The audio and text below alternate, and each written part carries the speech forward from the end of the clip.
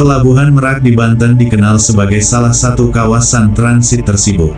Namun, kawasan ini sering dikaitkan dengan tingginya angka kejahatan, terutama kasus penodongan atau pembegalan, yang banyak terjadi di area sekitar pelabuhan maupun di jalan menuju lokasi tersebut. Kejahatan ini biasanya terjadi pada malam hari ketika kondisi jalan sepi. Pengendara sepeda motor, truk, atau mobil pribadi sering menjadi target para pelaku. Mereka umumnya menggunakan kekerasan untuk merampas barang berharga atau kendaraan milik korban. Meskipun patroli keamanan telah dilakukan, insiden semacam ini masih sering dilaporkan. Oleh karena itu, pengguna jalan diimbau untuk tetap waspada dan berhati-hati, terutama saat melintas di waktu-waktu rawan. Seperti yang dialami Kardi, seorang sopir truk yang menjadi korban brutalitas komplotan begal hingga kehilangan nyawanya. Kasus ini bahkan telah sampai ke perhatian Sersan Mayor Harun. Penasaran dengan bagaimana kejadian tragis ini berlangsung? Mari kita simak ceritanya. Malam itu, hujan gerimis menyelimuti pelabuhan Merak. Hawa dingin dan suara tetesan air yang mengenai aspal menciptakan suasana sunyi yang menjadi saksi bisu atas sebuah tragedi yang akan segera terjadi. Kardi, seorang sopir truk muda berusia 27 tahun, sedang dalam perjalanan pulang setelah menyelesaikan pengiriman terakhirnya. Truk besarnya melaju perlahan, menembus gelapnya malam yang sepi. Kardi adalah pria sederhana, seorang tulang punggung keluarga yang bekerja keras demi ibunya yang sudah lanjut usia. Ia sangat menghormati kakaknya, Sersan Mayor Harun, seorang anggota TNI yang selalu memberi nasihat agar Kardi berhati-hati, terutama saat bekerja di malam hari. Namun, malam itu Kardi memilih mengambil jalan pintas menuju pelabuhan. Ia berharap bisa mengejar kapal terakhir yang akan membawanya pulang ke Lampung, meskipun jalur tersebut lebih berisiko. Keputusan itu menjadi awal dari peristiwa yang akan mengubah segalanya. Namun, nasib berkata lain. Keputusan Kardi untuk mengambil jalan pintas membawa masalah. Saat melintasi jalanan yang sunyi dan gelap, ia tidak menyadari bahwa pergerakannya sedang diawasi oleh sekelompok penjahat jalanan yang dikenal sering melakukan tindakan berbahaya di kawasan itu. Sejak memasuki daerah rawan, mereka telah memperhatikan setiap langkahnya.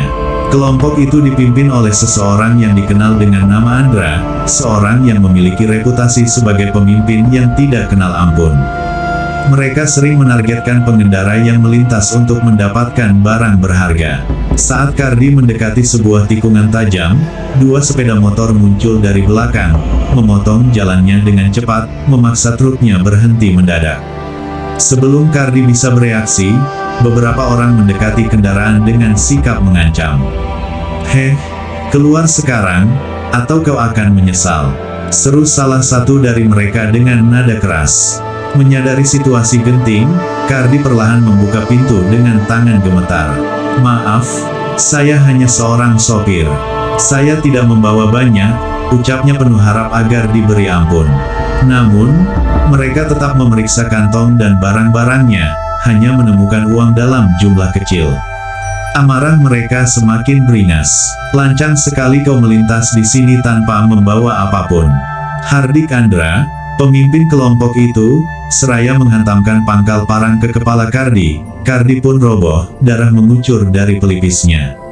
Walau fisiknya melemah, Kardi berupaya bangkit dan mencoba melawan, namun jumlah mereka terlampau banyak. Mereka menghajarnya tanpa ampun dan meremukkan setiap jengkal tubuhnya. Hingga akhirnya, di tengah curahan hujan, nyawa Kardi terenggut dengan bengis. Keesokan harinya, jasad Kardi ditemukan oleh seorang pengemudi truk lain. Wajahnya dipenuhi luka, tubuhnya membeku, dan darah telah mengering di sekelilingnya. Aparat kepolisian berdatangan ke tempat kejadian, namun hanya mampu mengumpulkan bukti sekadarnya. Kabar duka itu sampai ke telinga Sersan Mayor Harun yang tengah bertugas di Surabaya. Tatkala ia mendengar adiknya dibunuh secara keji, dunianya seakan hancur. Ia merasa kehilangan, geram, dan tak berdaya. Di kediaman mereka, ibunya meratap tiada henti. Wanita sepuh itu terus menyebut nama Kardi dan enggan percaya putra bungsunya telah tiada. Harun hanya sanggup merengkuh ibunya, namun batinnya dipenuhi kemurkaan. Menangislah Bu, aku bersumpah, akan membuat para pembunuh Kardi menyesal, ujar Harun dengan suara bergetar. Sebagai seorang prajurit TNI, Harun paham bahwa hukum tidak selalu mampu menjerat pelaku kejahatan semacam ini. Penting untuk diketahui bahwa geng Andra Sisik Baja merupakan nama yang terkenal di Pelabuhan Merak. Mereka memiliki jaringan yang cukup besar, dan ada dugaan bahwa ini didukung oleh perlindungan dari pihak tertentu. Harun menyadari bahwa ia tidak dapat menghadapi mereka sendirian, lalu ia menghubungi dua sahabatnya yang lama, Sertu Bagas dan Prakajaya, yang juga merupakan anggota TNI. Bagas merupakan seorang ahli strategi, sementara Jaya adalah penembak jitu yang pernah bertugas bersamanya di garis depan. Aku tidak sedang menjalankan misi militer, ini adalah urusan pribadi, tetapi aku memerlukan bantuan kalian, ujar Harun saat bertemu dengan mereka. Tanpa keraguan, Bagas dan Jaya sepakat. Mereka memahami makna persaudaraan dan merasakan bahwa kematian Kardi adalah suatu penghinaan yang tidak boleh dibiarkan. Selama 2 minggu, mereka merancang strategi dengan mulai mengumpulkan informasi serta mencari tahu dari para sopir truk dan pedagang kecil di pelabuhan. Ia menyadari bahwa markas geng Andra Sisik Baja terletak di ujung hutan, di mana mereka menyimpan barang-barang hasil rampokan dan merencanakan tindakan kriminal. Malam itu, hujan kembali turun di Pelabuhan Merak. Dengan perlengkapan militer yang dibawa secara diam-diam, Harun, Bagas, Jaya mendekati markas. Harun membawa senapan dan pisau tentara, sementara Bagas membawa bahan peledak mini, dan Jaya membawa senapan panjang dilengkapi teleskop. Di luar markas, terdapat 4 penjaga yang sedang merokok sambil memegang botol minuman beralkohol. Dengan isyarat tangan, Harun memberikan sinyal kepada Jaya. Dalam sekejap, penjaga tersebut dijatuhkan dengan 4 peluru tanpa suara. Mereka mulai merayap masuk ke dalam tempat penyimpanan. Andra dan timnya sedang membagikan hasil rampokan mereka sambil menikmati minuman keras. Mereka tidak menyadari bahwa bahaya sedang mengintai. Jadi inilah orang-orang yang telah membunuh adikku, pikir Harun dengan api kemarahan menyala di dalam dirinya. Dengarkan ini, bisik Harun kepada Kardi sebelum ia melemparkan granat asap ke tengah ruangan. Tiba-tiba, keadaan menjadi berantakan, dan anggota geng berhamburan karena ketakutan. Sementara Harun dan Bagas menyerang, mereka menaklukkan setiap anggota geng yang berupaya melawan satu persatu. Jaya yang berada di posisi luar memastikan tidak ada yang kabur. Andra berusaha melarikan diri melalui pintu belakang, namun Harun sudah menantinya. Berhenti di situ, teriak Harun. Andra kemudian berbalik dengan ekspresi ketakutan dan bertanya, siapa kau? Harun menjawab dengan tenang, aku adalah orang yang kau rugikan, sebelum menembak salah satu anggota geng yang berusaha melarikan diri, tepat di kakinya. Bang, tolong jangan bunuh saya tidak tahu dia adalah adikmu, ujarnya dengan penuh permohonan sambil berlutut. Kau meminta maaf setelah mengakhiri hidup adikku, tetapi kau sadar bahwa dia adalah seorang manusia dan kau telah merenggut nyawanya, jawab Harun dengan penuh emosi. Andra berusaha melawan dengan mengayunkan goloknya, tetapi Harun segera menghindar dan menjatuhkannya menggunakan teknik militer. Setelah Andra terjatuh ke tanah, Harun mendekatinya. Perlahan, Harun teringat akan wajah Kardi yang selalu tersenyum ceria saat membicarakan masa depan. Kini, senyuman itu telah hilang selamanya. Harun memandang Andra dengan mata yang dipenuhi amarah. Ia menyatakan bahwa ini untuk Kardi sebelum mengambil nyawa Andra. Setelah memastikan bahwa semua anggota geng Andra telah dilumpuhkan, Harun menembakkan pelurunya tepat mengenai pusat kepala Andra. Kemudian, ia dan timnya meninggalkan lokasi tersebut, setelah terlebih dahulu menghancurkan semua barang di markas agar tidak dapat digunakan lagi. Setelah dari kejadian itu polisi mulai berdatangan, Harun kemudian menyerahkan diri ke polisi dan menjelaskan tindakannya. Ia mengakui bahwa perbuatannya melanggar hukum, tapi ia melakukannya demi keadilan untuk adiknya. Harun dijatuhi hukuman ringan, sementara Bagas dan Jaya tidak terlibat secara hukum, karena bertindak di bawah komando Harun. Masyarakat menganggap mereka sebagai pahlawan yang telah membebaskan mereka dari teror geng begal. Di penjara Harun merenungi perbuatannya. Ia tahu dendam bukanlah solusi terbaik, tetapi kehilangan adiknya telah mengubah segalanya. "Maafkan aku Kardi, aku tak bisa membawamu kembali. Tapi aku memastikan mereka tak akan melukai siapapun lagi," bisik Harun di tengah malam yang sunyi. Meski dendamnya telah terbalaskan, tetapi luka di hatinya akan tetap ada untuk selamanya. Kabar baru dari pelabuhan.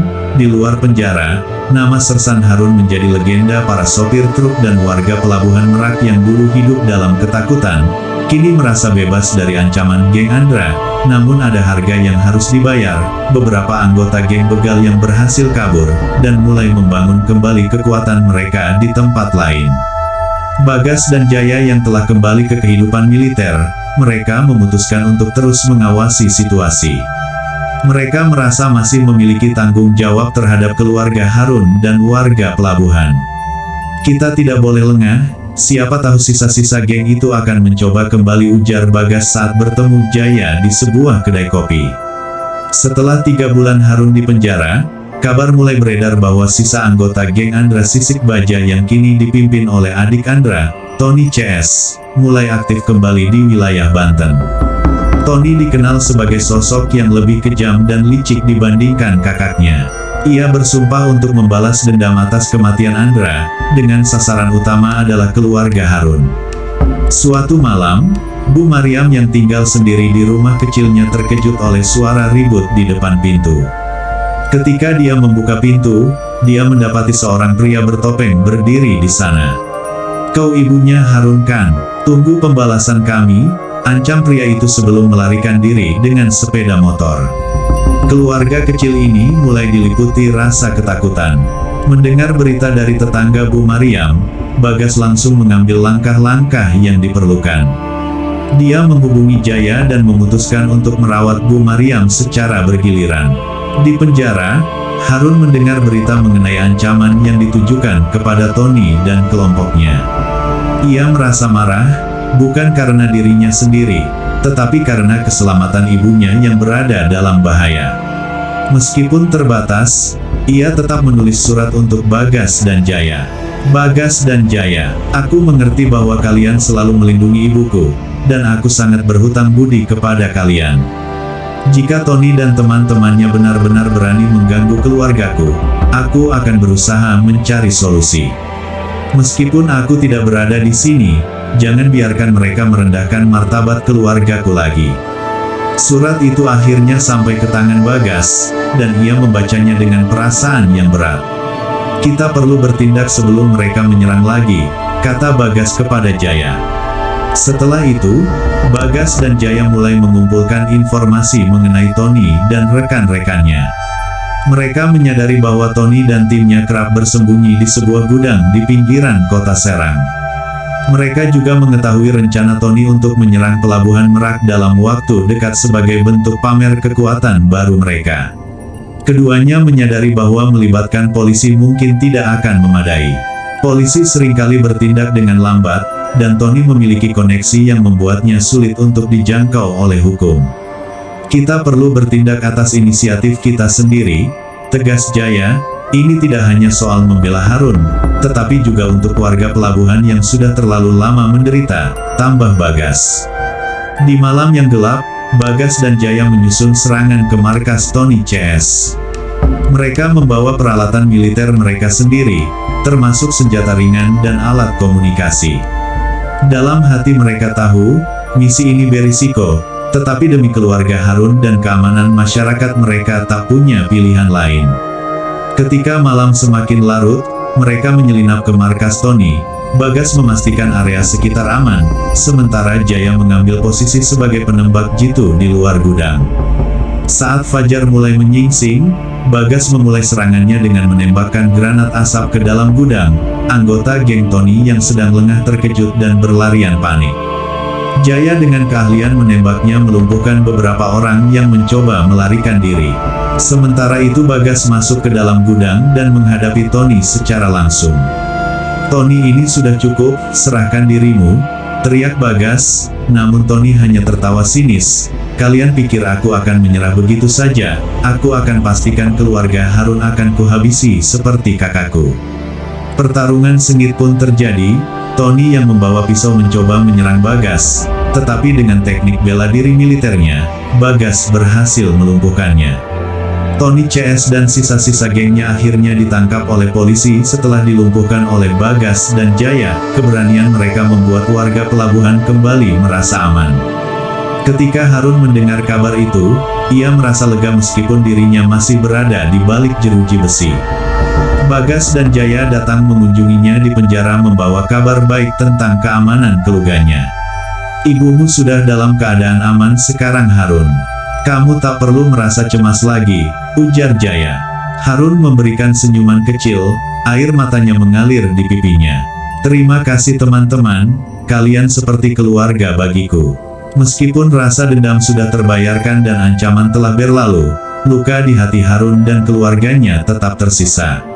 Namun, mereka menemukan kekuatan dalam ikatan persahabatan, keberanian, dan cinta keluarga untuk terus maju. Hari-hari di penjara terasa membosankan bagi Harun, meskipun ia menghadapi hukuman dengan tabah, pikirannya kerap terganggu oleh kenangan tentang adiknya, Kardi. Di dalam kesunyian selnya, ia teringat akan senyum ceria Kardi dan suara semangatnya ketika menceritakan impian sederhana untuk membangun sebuah rumah kecil bagi ibu mereka. Di luar penjara, ibu mereka, Bu Mariam, berusaha sekuat tenaga untuk menghadapi kenyataan bahwa kedua putranya telah tiada, satu telah meninggal dunia dan yang lainnya terpenjara. Setiap minggu, dia datang menjenguk Harun sambil membawa makanan yang sederhana. Walaupun tubuhnya yang sudah tua semakin lemah akibat usia dan kesedihan, Mariam berkata kepada Harun jangan terlalu keras pada dirimu sendiri. Suatu hari di ruang kunjungan, kau telah berusaha sebaik mungkin untuk keluarga ini, tetapi Harun hanya terdiam, matanya menatap kosong ke kejauhan, mencari ketenangan dalam doa yang selalu ia panjatkan setiap malam.